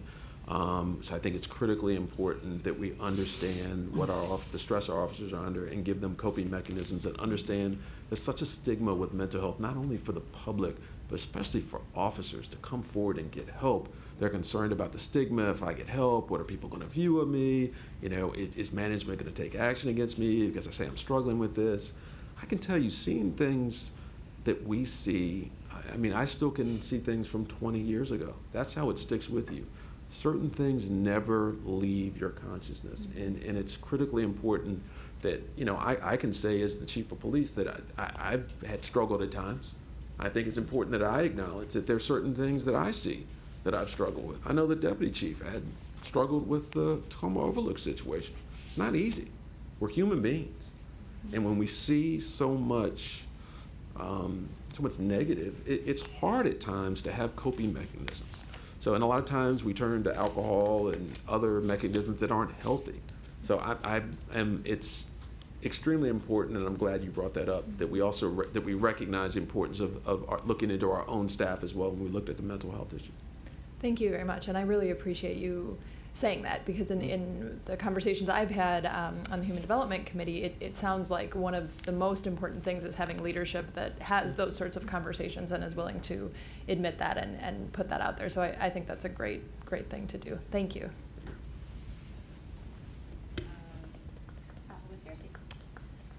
Yay! That's all I'm gonna say. When I saw the note, I started to send a meme like, praise the Lord. I was happy. So I'm ecstatic that you're here. I just can't stop saying it because, dodge that bullet. All right. So one question I have about the MOU is, you know, based on, I know this is something we've been trying for a while. Has there been any communication in terms of what some of the key barriers to moving something like this forward? Is it a matter of liability? Is it, you know, what are some of the key issues that are at hand that perhaps lobbying alone may not necessarily address? I wish I could tell you that some certain obstacle was articulated to us. I'm really not sure. The process of the MOU with the District of Columbia started before I got here. And there was a draft document that was sent to the prior chief, not the current chief. And that got to a certain level and stopped. A similar document went to the current chief and came back, and there wasn't really an explanation. I think that there's a broader conversation that needs to happen at a higher political level at this point to understand what are the concerns. So if there are concerns, we can address those concerns. If it's liability, if it's, I don't know what they are. Yeah. I think that when we approach this, it's important to bring in our other partners, bring in Montgomery County, bring in Prince George's. Mm-hmm. I spoke to the Seat Pleasant chief who had a horror story about a carjacking involving a baby that traversed into DC that was just a horror story about jurisdiction. So I think we need to bring all of the partners that are affected along the DC line into the conversation. So it's not just us as Tacoma Park saying this is important, but it's Seat Pleasant, it's Capitol Heights, it's Montgomery County, it's Prince George's, it's all the jurisdictions, as I think that will at least bring it to the forefront of importance and understanding, with specific examples of incidents where this has affected service delivery. You know, I can't imagine having a baby in a car and the ability to search for that baby that was carjacked is impacted by jurisdiction. Right. I can't imagine that.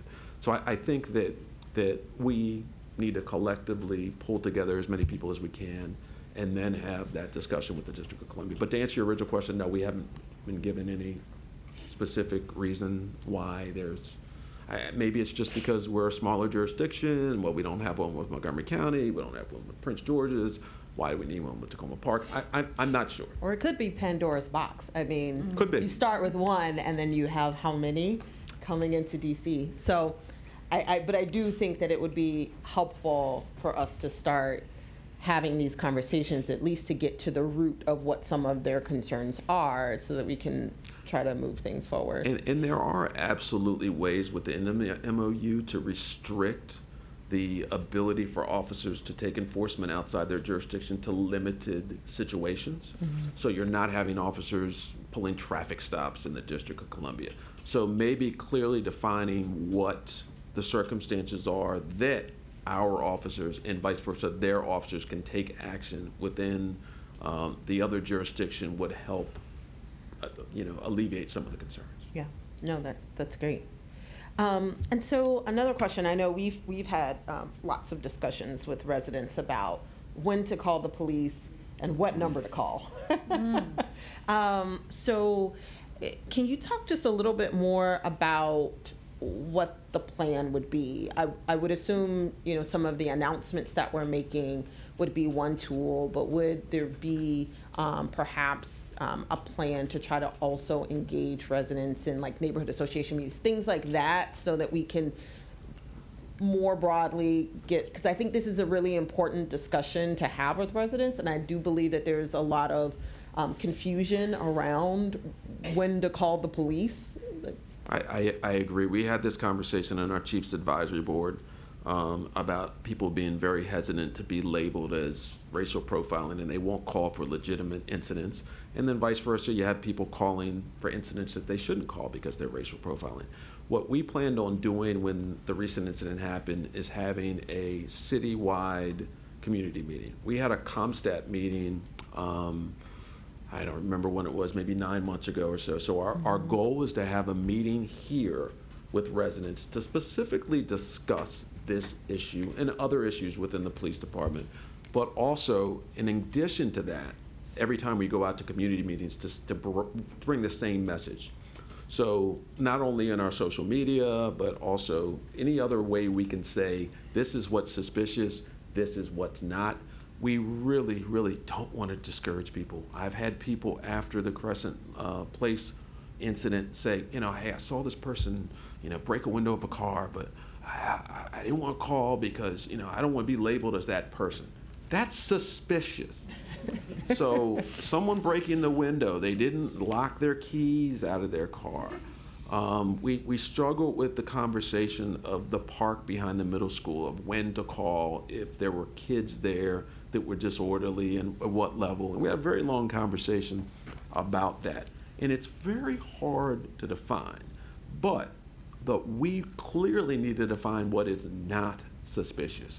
And we, our dispatchers and our officers, need to ask questions. Well, is there more information? Because not just, I don't want to put our officers in a situation when they have to respond to something where they really don't know the situation, and then they get blamed for approaching someone based on a call for service that came in.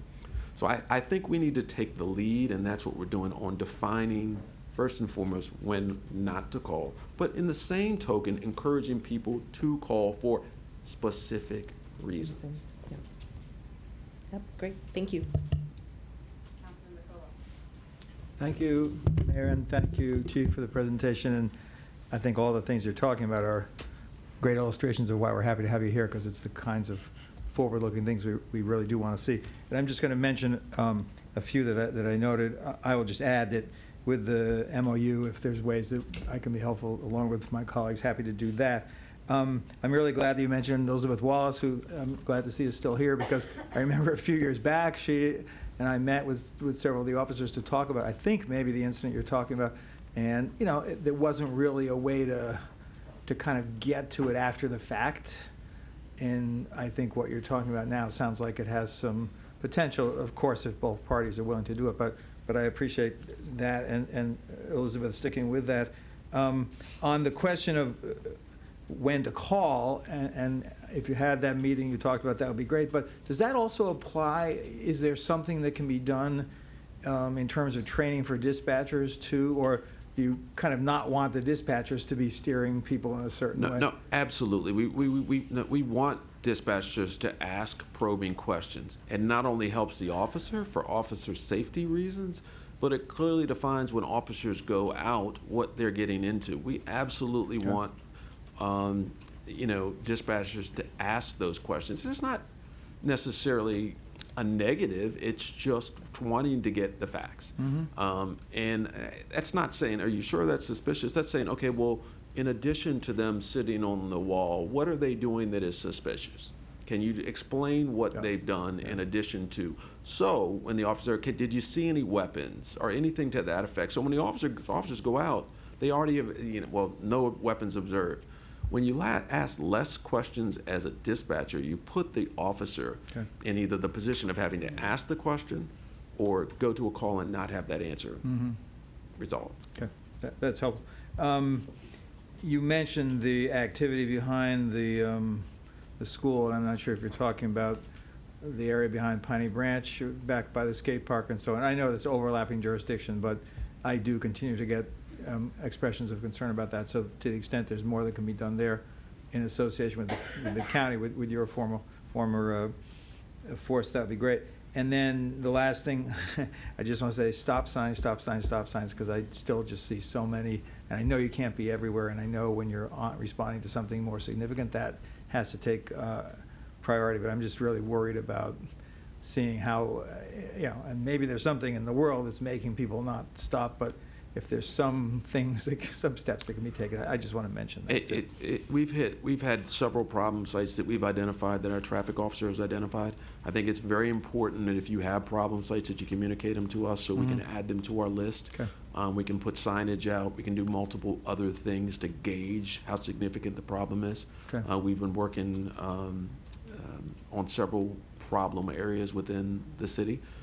Some of them are legitimate problem areas caused by construction and so on and so forth, and others are not as bad as they appear. Yeah. But it's important to identify if they are chronic issues that we do something about it. If they're not as bad, maybe we can put them lower down on the list. Okay. So if you have a particular area that you think is problematic, and I know we're working in general on Philadelphia and making some improvements, and I was pretty shocked by the number of accidents associated with that particular intersection, Philadelphia and in Piney Branch. I guess so. That type of thing is important. Data is important, and Well, that was the other thing I did want to mention. We had a good meeting with the State Highway Administration where a number of these points came up. We never know if they're going to take action, because a lot of times they say, oh yeah, we'll look into that. And we had the same conversation with them before, and I understand that they're a big agency, but I do think there was a recognition, and partly when I cited the stats that you had provided about that intersection in particular, talking about Piney Branch with Philadelphia, that maybe they really needed to take some action there. So there may be more that we'll want to reach out to you about on that. So thanks. Appreciate Absolutely. it. Thank you, Mayor. Yeah, just briefly, I look forward to continuing to work with you and your team. And I want to thank all of you staff out here for being so responsive when I have, some of them are smaller. They're not small to the people who live there, stop signs and loitering.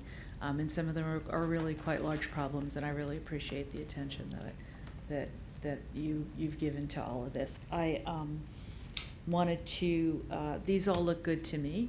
I'm particularly interested in the overlapping jurisdictions with Prince George's County, as you know. And as you also know, because you have talked at Ward 2 meetings about this, anything I could do on the when to call the police, when not to call the police, I'd be happy to do. And then just finally, I noticed this morning that the graffiti on the Sligo Bridge has been painted over. There was some concern about that, and I don't know if you have anything that you'd want to talk about with respect to that issue. Speaking of jurisdictions. Yeah, as I explained in the response to the concerned resident who was concerned about the conflicting graffiti, we take gang graffiti extremely seriously. We were concerned about the conflicting tags. It was two different gangs that put up gang signs, and we are actively involved in working with our partners to address that. That was a unique situation that, although The Carroll Avenue Bridge falls within the city of Tacoma Park. It is Park Police jurisdiction. So when we were notified about that particular incident, we notified the Park Police, who came out and took a report. Also unique to this, the bridge is state highway. They assured us that they would cover it up in a timely fashion, which they did not. I can assure you that graffiti in the city of Tacoma Park, offensive or gang, is immediately, we work with our PW to immediately cover it. I think it's important, especially if it's offensive or RE related or gang related, that we cover it immediately. It puts us in a difficult spot, and we were at one point just have our PW covered up. State Highway eventually did. But we do have cross jurisdictions with Park Police here that having come from Park Police, I understand some of the disconnect that happens there. But you know, it's important. I must say we work very well with them as far as response and so on and so forth. I do want to touch on one thing you said about the staff here in Tacoma Park, and I want to say this 100% clearly. We have the most quality staff anywhere. The rank and file of this department are exceptional. They do exceptional work day in and day out. And one of the main reasons I'm still here is because of our phenomenal staff. So kudos to them. A lot of times you give me or Deputy Chief Powell kudos. It's not because of me, it's because of what they do. If they weren't doing the right thing, I wouldn't be sitting here getting these kudos. So I say to the residents who are watching, if you come across a police officer, thank them. It is a very difficult job, and our officers are doing a phenomenal job at what they do. Chief, perhaps in that vein, you could mention how the officers have followed up in response to some of the issues that are happening in the county. Yeah, that was one thing on my agenda that I didn't get to. Thank you. One of the things there have been some really negative incidents that have occurred in Montgomery County recently. And proactively, some of our supervisors took those incidents as learning tools for their staff. So without prompting, officers or supervisors reviewed the recent McDonald's incident with the use of force with their officers to debrief what would be the appropriate way to handle that situation. And I think that's extremely important, and it shows that they are in tune with what the expectations are here in the city, that wasn't acceptable and what should have been the response. And I think that's good because they're not being prompted by myself or the deputy chief or a captain or a lieutenant. This is a line level supervisor that's taking an opportunity to educate staff and have these discussions. And I think that's what we have here in the city of Tacoma Park, is people that are proactive and want to do the right thing and want to be respectful for our residents. And that's a clear example of our officers doing the right thing, our supervisors doing the right thing, and making sure that they understand what the expectations are for our officers. Finally, I guess just I'm very glad that Chief Duvall's sticking with Tacoma Park. One of the things that I've been pleased about is we've gone through a fairly full analysis of a variety of the different teams within the department, trying to go through and, is there's restructuring needed? Are there different trainings needed? There's still some things that we're working on. One of the areas, and we started out with a discussion a little bit with the ERT team and how they train with the Laurel Police. I was at the Tacoma Overlook immediately after the person jumped. And it was very quiet. It was very sobering. I was moved by how it impacted our staff. And I did see the value of the staff's work there for that 36-hour period, which was very long. So I appreciate that team. I appreciate that work. We obviously have to have the parameters that we expect from the team and from our partnerships with other agencies as we go forward. But we think most of the time about stop sign enforcement or shoplifters or those kinds of things. And it's an important part of day-to-day livability in the city to work on that. But then there's these really higher profile, very sobering situations where the skills of trained staff shine and are really valuable to our community. So I was glad to see that we've thought about it carefully, and we continue to think about it carefully. And I'm glad we're going to keep finishing and working on that. So thank you for being here. Great. I just had a couple of things.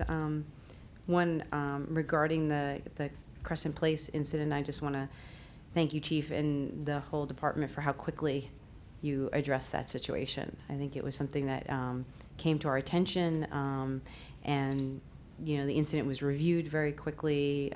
Meetings were held, calls were made very quickly to get to the bottom of it, and I think that's part of, as you said before, being proactive when there are incidents to understand and get at the root of them. And I appreciate there are steps being taken. I think there's another thing that occurred over these. It's been a very busy spring and summer that I just received very positive feedback.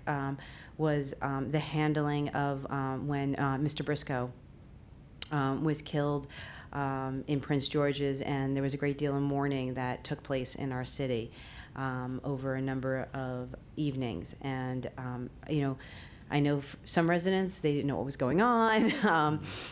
They had a lot of questions, but I did hear, particularly from those who were most directly impacted, how appreciative they were to our police department, and that they were had the space in the room to mourn the loss of Mr. Briscoe. In addition, I heard from people who have been working in the city for a while, and who said that, you know, seeing our police officers and how they responded and respected the residents was really something that made them very proud to be here and work in Tacoma Park. So I just want to say thank you to you, and thank you to all our officers who, I know those were hard evenings, and there was a lot of work being done this spring and summer, so thank you very much. Thank you. Great. All right, so I think with that, oh, it's not even 9:30 yet. Look at that. Wonderful. All right, well, we wish Montgomery County luck, and we're glad you are here and sticking with us. So we will move on to our last item this evening. It's our discussion of the fiscal year 2020 budget amendment number 1. This is always a fun one to do. As the fiscal year begins, there's a lot of moving around of things. So I'll turn it over to our Deputy City Manager. Maybe, I know there were some questions already, to kind of walk us through this. And Sure, yes, thank you very much, Mayor. As you mentioned, this is something we do every year right after the budget is adopted. The first budget amendment is usually primarily carried funds that we're carrying forward from the prior fiscal year to the new fiscal year due to delays in projects or purchases of certain items. A lot of times, it's because of a staff shortage, or we just weren't able to get to a project because other priorities came to bear. Sometimes it's completely outside of our control. Sometimes it has to do with when we actually receive an item that we ordered, and because of accounting principles and procedures, we have to account for them and the year in which they're received. The only, just to give an example of a couple of those things, one of the larger dollar amounts in here is related to the sustainability projects we're carrying over, about $125,000, and a council member asked some questions about that earlier. Those are primarily related to 3 projects. One, the low-income energy efficiency projects was delayed because the Maryland Energy Administration low to moderate income grant program got delayed at the state level. So we still need those funds, but we'll be doing the work that we intended to do last year in fiscal year 20 instead. The Sustainability and Climate Action Plan is still under development, so we need to carry those funds over so that we can implement what actions are required that come out of that plan. And the multifamily energy efficiency grants were delayed because we had a hard time finding buildings that were both interested in participating and that met criteria for the grant projects. Another big ticket example is a cable city TV project that's actually going to happen in this auditorium that you approved in fiscal year 19. Due to delays in getting the right equipment and the planning processes, that's going to get kicked to fiscal year 20. So hopefully some of that work gets done in August. I know Alvaro is listening. So while you all are on recess, that way it's a little less disruptive. I want to make the point that the only item in this entire budget amendment that is actually adding entirely new funds to the fiscal year budget and not just carrying funds forward is the one that the city manager commented on in last week's city manager comments. It's called the provision for allowance, and that's a new appropriation rather than a carry forward. Those funds are needed in order to cover costs associated with what we call doubtful accounts, money that we don't expect to receive. That dollar amount, that extra $19,000 that needs to be added, is based on prior year experience and an estimate based on where we think we will be in July with funds that we receive through the county. Other than that, there are some items I may be able to speak to if there are specific questions. There's a number of, we're carrying over a typical amount, but it's a large number of individual items, and I may need to follow up with the staff members who requested the carry forwards to get additional information. But I've got my pen ready to take notes if you have any questions. Great. I just had a general question in terms of a lot of the carryover seem to fall under like the Public Works Department, and I know sometimes like the timing of those things can be really difficult. Yes. But in addition to that, and you don't have to answer it now, but I think it's just important to think about, you know, next time we do our budgets and everything, is whether or not we're putting too much on the plate of our Public Works Department for a given year. And so I don't know if I've noticed this before, but going back and looking at, like, you know, when we do this first budget amendment one, like how much of this is Public Works stuff and how much of it is things that are just out of our control versus maybe we're just, you know, putting too much like on their plates for one fiscal year. I personally think that we often, lots of departments get a lot put on their plates, and that certainly is, as I mentioned earlier, especially when we're experiencing one of our years where we're having a lot of staff turnover. It makes it difficult to actually spend the money that gets budgeted.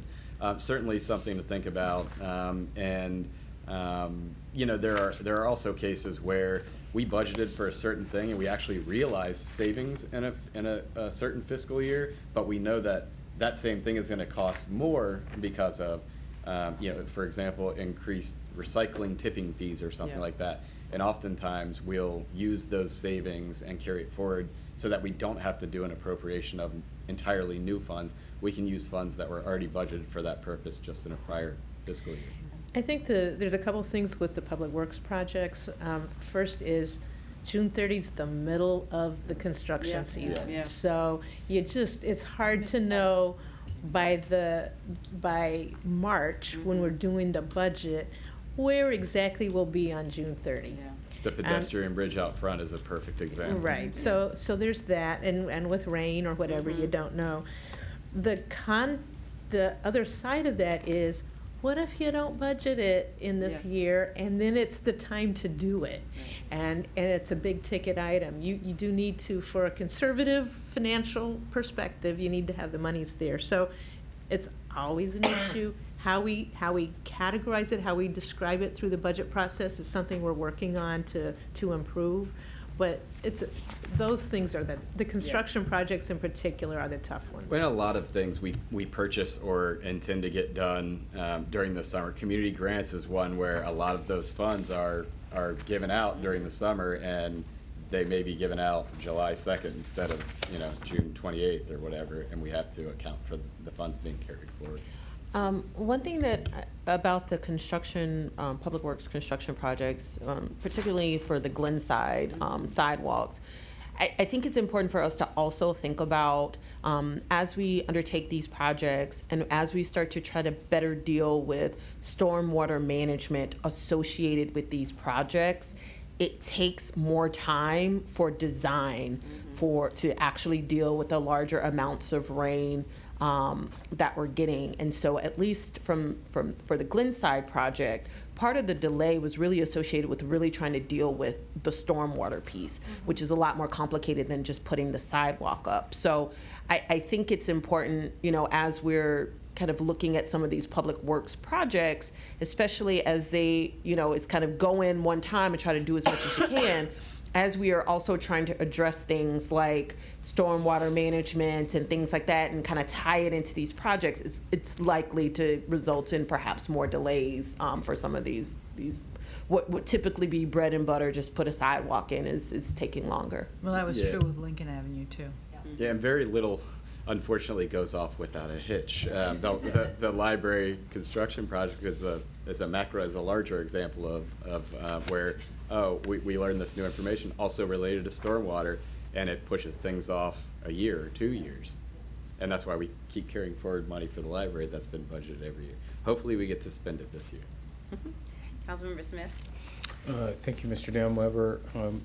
There was a question online about one of my colleagues had regarding the Flower Avenue Green Streets project. Can you just elaborate on your answer and where we are on that, and the fact that we're not really spending new money? This is money that has actually been budgeted. And is it appropriate projects like Ethan Allen and Flower Avenue that have like these large amounts of money, and then once we draw it down, is it appropriate to put in this document what the balance is? That's certainly information that we could provide. If we did it for every one of these accounts, it could be a little arduous. But regarding the Flower Avenue Green Street project, just like everything else that I mentioned, it's simply carrying forward funds that we hoped that we would spend in fiscal year 19, and we're carrying them forward to fiscal year 20.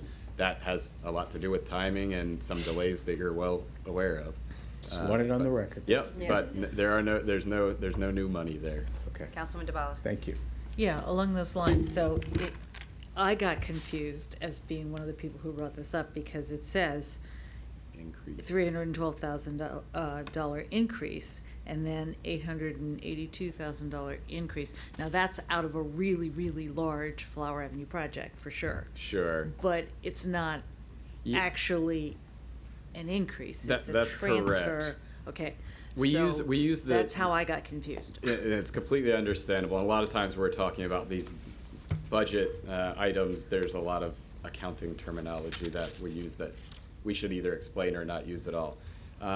We technically are increasing the budget because we have the adopted fiscal year 20 budget. Right. And when we appropriate money from one year to the next, it's technically increasing the budget for each of those line items. And that's why we use increase, even though we're not adding new money. It's money that was previously budgeted for that purpose. And so retainage would be one of those words, maybe. Yes, actually, I can't explain retainage. I like- That's not an accounting term. That's a public works term related to stormwater. Yeah.